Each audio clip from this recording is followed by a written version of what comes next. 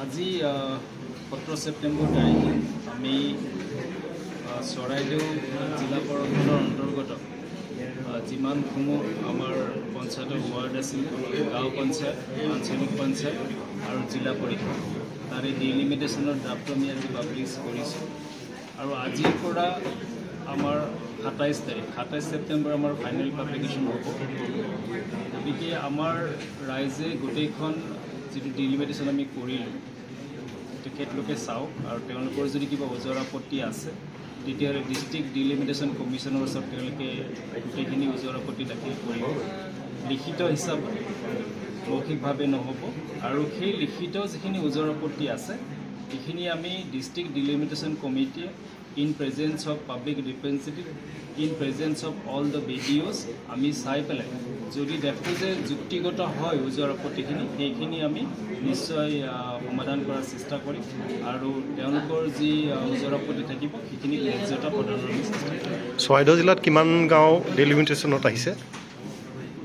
চৰাইদেউ জিলাত ডিলিমিটেশ্যন বুলি ক'লে তেনেকৈ অকণমান গাঁও হিচাপত কোৱাটো দিগদাৰী হ'ব। কেলৈ যে আমি সোণাৰী গাঁও পঞ্চায়তৰ পৰা 2খন গাঁও পঞ্চায়ত, সোণাৰী আঞ্চলিক পঞ্চায়তৰ পৰা আমি 2খন গাঁও পঞ্চায়ত নিছোঁ লাকুৱালৈকে, আৰু 3টা ৱাৰ্ড নিছোঁ সোণাৰী গাঁও পঞ্চায়তৰ। ঠিক তেনেকৈ আমি সাপেখাতি আঞ্চলিক পঞ্চায়তৰ পৰা 4খন গাঁও পঞ্চায়ত আনিছোঁ সোণাৰীলৈকে। ঠিক তেনেকৈ সেই গাঁও পঞ্চায়তৰ অন্তৰ্গত গাঁওবিলাকত এতিয়া ইফালে মুখ কৰিছে।